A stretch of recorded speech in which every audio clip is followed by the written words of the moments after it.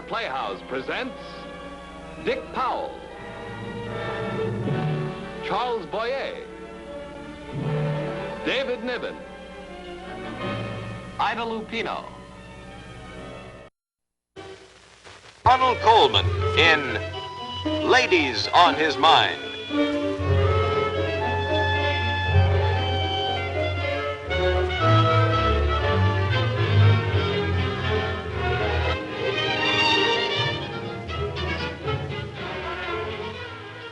Goodbye, love. I'm leaving now. Oh, wait a minute, Matthew. Come here a moment. I want to show you something. My first appointment's at 10, so that gives me a comfortable margin. Thus fortified, I am prepared to slay dragons. Well, before you do, Sir Galahad, I need some help. Pick one of those out for me, will you? Well, if you give me another cup of coffee, I will. Coming up. It's still hot, I think. Now, which one do you like? Well, I should say the rose satin stripe suits your coloring best. Oh, but it isn't for me. It's for your couch at the office. For my couch? Why? Well, it's been on my mind for some time. It needs something. Well, thank you, Deborah. I don't think that needs reupholstering. You must admit it's very dreary. Well, I should say it's neutral. Should be. After all, a psychiatrist is supposed to be an interior analyst, not decorator. Well, I don't see what harm a cheerful covering would do. Now, something like this might brighten the gloomy subconscious of some of your victims. Oh, I'm afraid it might distract them, more likely. Well, I wasn't only thinking of your patients, darling. I was thinking of you. You have to sit there all day staring at that couch while they babble on. Better Babylon than Bedlam, my dear. Bedlam, indeed. I don't know how you manage to keep yourself together getting involved in so many other people's lives. You have to play more roles than an actor. Only one role, darling, and that, fortunately, a dispassionate one. You know, I'm simply a listening post, trying to detect the peccadillos and the piquant patterns of human misbehavior. Well, I'm sure you peck a pretty dillo. Still, sounds like a risky business to me. Whenever I listen to somebody else's troubles, I find myself right smack in the middle of them in no time at all. Oh, naturally, Debbie, because you listen as a warm-hearted and sympathetic friend. But I, in my professional capacity, must remain completely detached. The unobtrusive bystander who looks and listens and tries to understand, but who must always remain completely apart. I know, Matthew. And you're a magnificent doctor. Still, I'm glad I've never seen you completely detached. If I ever did, the shock would probably turn me into one of your patients. And I'd be the most awful bore. An idle speculation, my love, because detachment where you're concerned is beyond the realm of possibility. You'll detach yourself, Matthew. You're late. Yes. Many happy analyses of the day, Duck. I'll see you dinner time. Right. Bye, love. Bye. I'm sorry, but Dr. Bosenket cannot talk to you now. He's with a patient. Yes, I'll tell him you called. Thank you. Goodbye. The leaves were all shades of red and brown.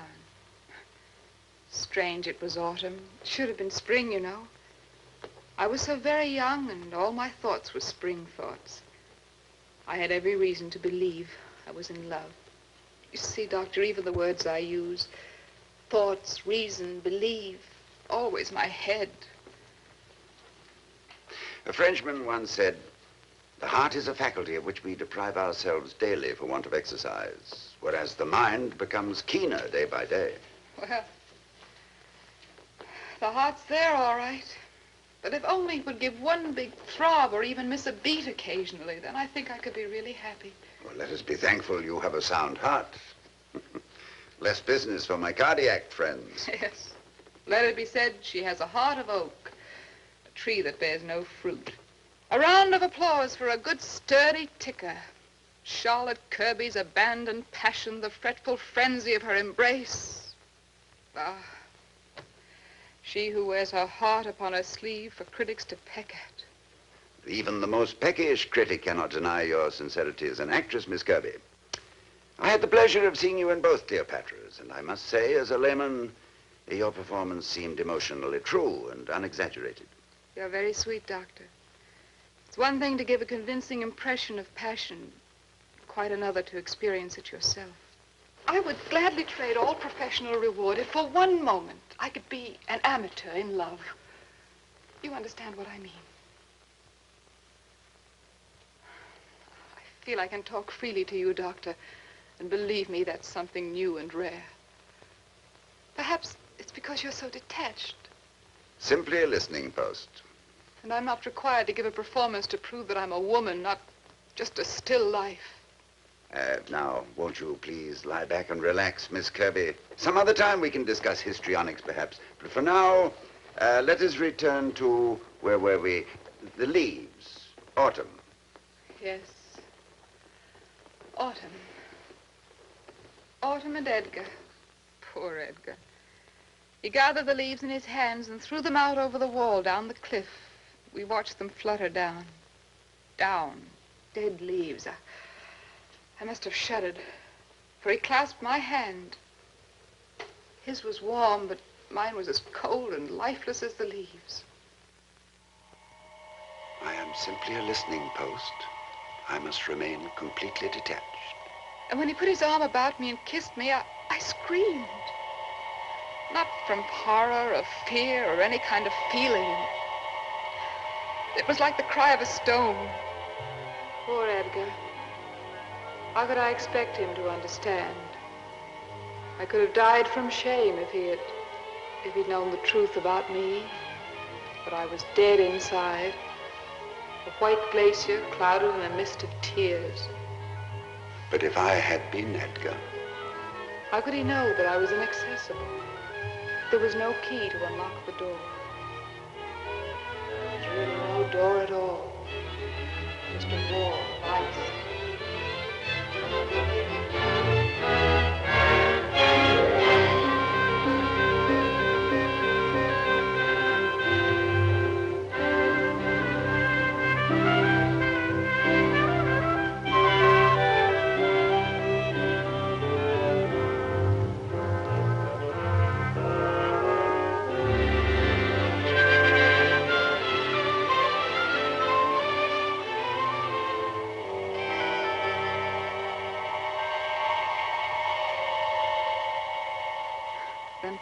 I'm not much of a memory, I guess.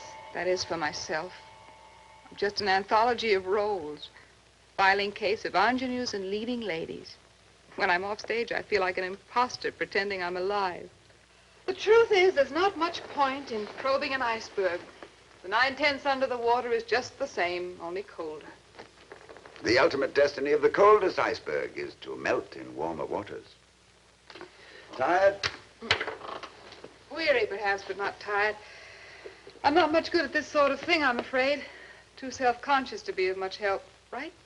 Oh, on the contrary, Miss Kirby, this has been a most satisfying session. Let me put it this way. You are a fastidious and discriminating person. And since apparently you have not yet encountered someone who fulfills your expectations, you have, however unwittingly and modestly, put the blame on yourself. Blame? You've conveniently created a fictional image to hide your own true self. That self, I'm sure, is so full of warmth and vitality that you've tried every art to conceal it, for fear you might be trapped by your own natural affectionate impulses. Go on, Doctor. I'd like to substitute for your deprecating description of yourself as an iceberg, shall we say, a potential bonfire, which needs only the right spark to burst into flame. Really, Doctor, I think you know more about me than I know myself. I feel much better, should I? Prognosis favorable. Thursday, 11. If you like. But I don't think you'll be a patient much longer, Miss Kirby. I hope you're right, Doctor. Goodbye.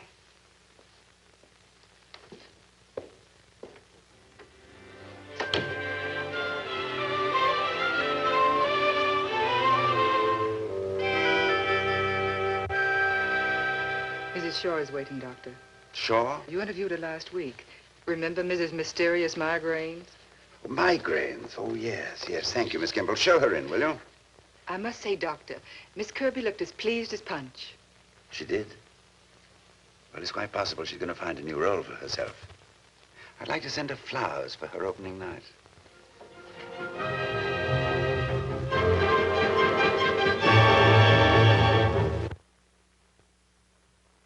It doesn't seem to make any sense, Doctor. 1 minute I'll be feeling perfectly fine, then the next for no reason at all. Well, it's like somebody hitting me very hard with the flat of his hand right on my forehead, right here. I don't feel it on the outside at all. It's all deep inside, right above the eyes, and I can't hold up my head anymore. Do you have such a headache now, Mrs. Shaw? Hmm? Do you have a headache now, Mrs. Shaw? No. Should I? No, it was just a question, not a request. Go on, please. And I think it may help if you forget your symptoms for a while and just tell me a little bit more about yourself. Oh, well, I'm not very interesting, Doctor. I mean, that is, nothing much happens to me. I live a very simple life, really. Tom likes it that way, too. Tom? Well, there's no reason to bring Tom into this. He's been very patient and very devoted, and we've been very happy ever since we've gotten married. That's what makes it so difficult about Leonard, you see. Leonard is a friend, I take it. Of course, Doctor. What did you think? I mean, if he weren't a friend, there wouldn't be any problem, would it? Well, it's hardest of all on Leonard. I mean that, Doctor. Now, I'm not trying to deny that it's not very confusing for me, but I'm just grateful that Tom doesn't seem to be aware of what's happening. Well, I mean, what would happen if I let it? That is how Leonard feels. After all, he's so sincere. I can't be mean, can I? And it's not his fault.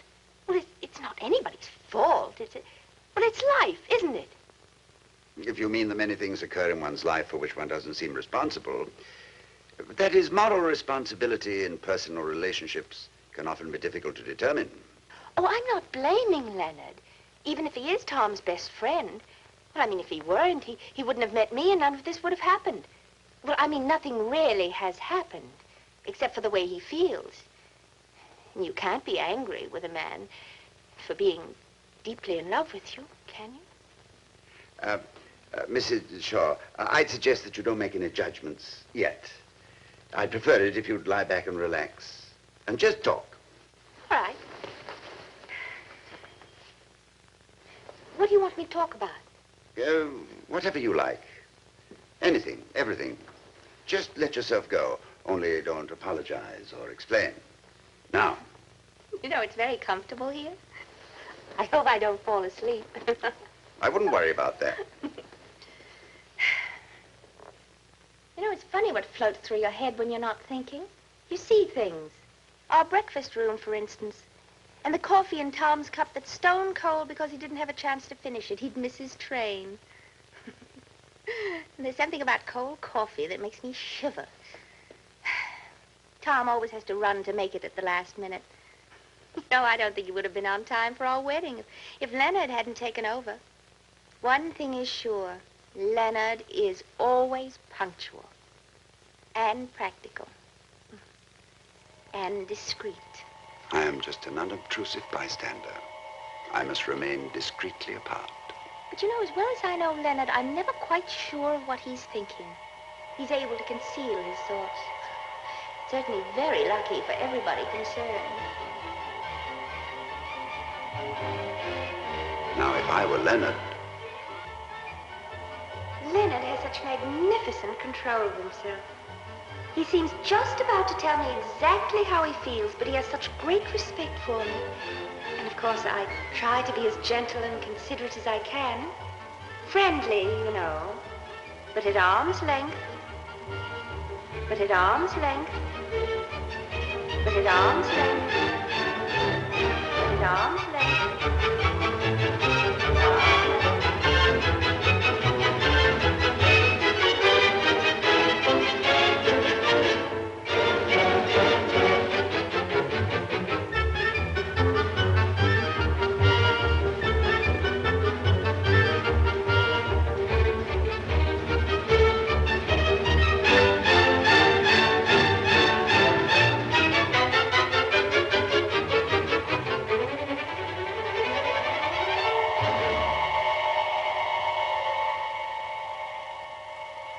Leonard would never make any advances, because obviously I wouldn't tolerate them.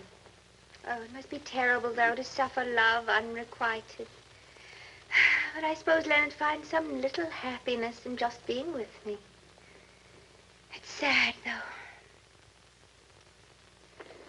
Oh, it's funny. I feel much better already. Oh, you are quite wonderful, Doctor. It's a little frightening, though. I feel as though you can see right through me. Well, it's interesting you should say that, Mrs. Shaw, because if that is true, then I think you'll be through with me.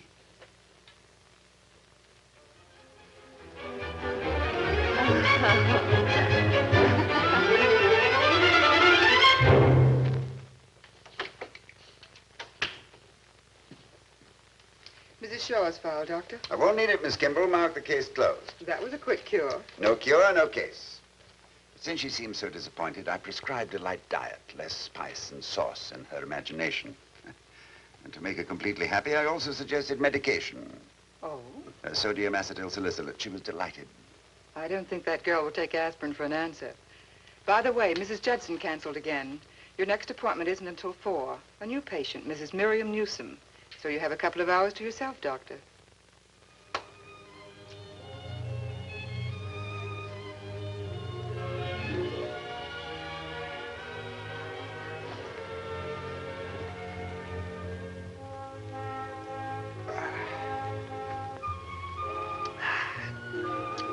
I think it all began with Clara's pink ribbons. Couldn't have been more than 6 and a half. Yes, it was a year after we left Boston. Clara was crying. Embarrassing. Sister 2 years older crying. Clara with her braids and pink ribbons. How I hated those pink ribbons.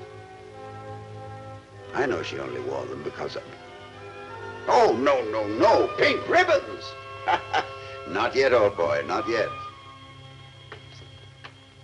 Mrs. Newsom, Dr. Bosenket. Good afternoon, Mrs. Newsom. How do you do? Won't you be seated? You can't do anything for me, Doctor. Splendid.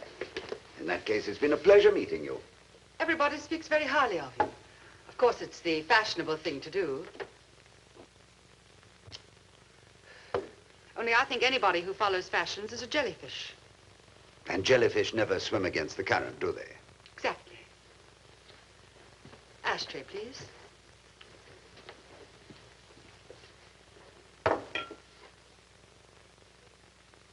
That's a very fashionable suit you're wearing, Mrs. Newsom. Well, that kind of fashion. Now, Doctor, don't tell me that's some kind of awful fetish or something. No, no, I like it. I can see what they mean already, the charming approach. But frankly, Doctor, I'm only here out of curiosity. Well, then I trust you won't mind my own. Not at all. I expect you to ask questions. But I would like to make myself quite clear at the start. I've always thought that coming to someone such as yourself, and I don't mean this as a personal affront, well, the idea is rather revolting and ridiculous. It's true that I've been on edge the past year or so, but the reason is no secret.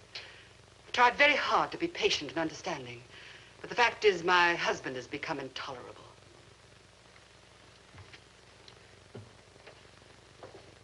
Well, that's it, that's all. Is it unethical to talk this way, or am I only supposed to talk about myself? I'm a doctor, not a judge, Mrs. Newsom.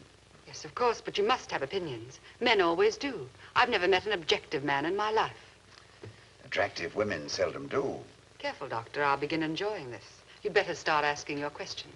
Let's see if we're going to get anywhere with this silly business. And for heaven's sake, don't ask me to lie on that couch and mumble a lot of nonsense. Are you sure you want me to ask questions? I'll answer the first one. I'm 31. Well? 31. How long have you been married, Mrs. Newsom? I've been married to Jonas for 7 years. 7. Your only marriage? As I told you before, Doctor, I don't follow fashions.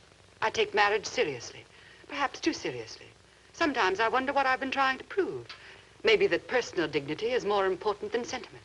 I won't say love. That's an ambiguous and elusive word, Doctor. A snare and a delusion. You grow up dreaming about it, believing in it. And by the time you wake up, you're trapped. Jonas would never understand that. But I understand Jonas. Only too well. And although I've made a home for him, a home he'd be proud to bring his friends to, and his business associates, even though they bore me to death, Jonas has taken it all for granted. The truth is, I discovered a long time ago that Jonas is a very stupid man. In my professional capacity, I must remain completely detached. He never gave anybody anything in his whole life without expecting them to be eternally grateful for his generosity. That's really the worst kind of selfishness. I'd even forgive all that if he weren't such a bore. That's what's hardest to bear. If I were her husband. Though I wait on him hand and foot, he doesn't begin to appreciate the attention. It's as though I weren't even there, so concerned with his own affairs. It takes all my strength to endure it with patience and silence.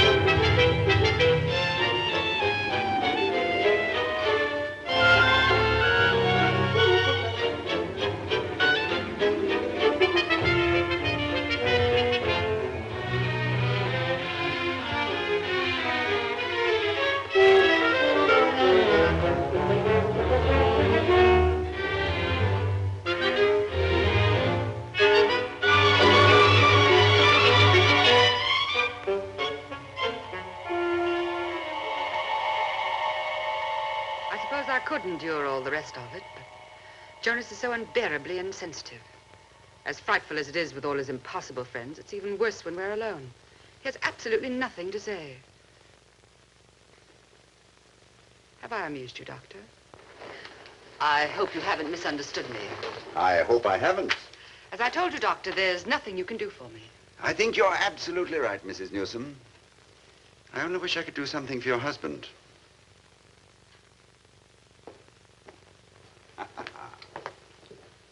How was your day, darling? My day? Well, I should say it was murder. Well, sit down, Matthew. We'll have dinner in a moment, but rest a little first.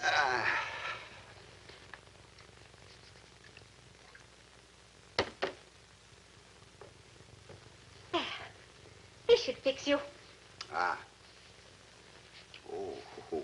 What's the matter? I think a ghost passed over me. Oh, anyone I know? Nobody I even know, really. Oh, you do need a drink. I wonder what the Borgias thought when someone offered them a drink. Oh, did their own mixing or stayed in the wagon, be my guess. Why, what brought the Borgias up? You know, even the flowers died. You know, you're not making any sense. I know, but I think I made sense with Mrs. Newsom. Well, here's how. Down with the subconscious. You're better now, huh? For a moment there, I thought you were detached. Deborah, I've come to the conclusion that maybe I'm not always as detached as I thought I was. Well, I don't think I had the faintest idea what you're talking about, but don't let it get you downhearted. Remember what Macbeth asked his doctor? Canst thou not minister to a mind diseased, pluck from the memory a rooted sorrow, raise out the written troubles of the brain, and with some sweet oblivious antidote cleanse the stuffed bosom of that perilous stuff which weighs upon the heart? Nothing a little reupholstering wouldn't help. Now perhaps you'll let me recover the couch in your office. Poor Matthew, you must have had a dreadful day. Now lie down and be comfortable. There. Now, tell me all about it. Did I ever tell you about Clara's pink ribbons? I don't know why I suddenly remembered them today, but somehow my mind started to wander. And as it wandered, I wondered.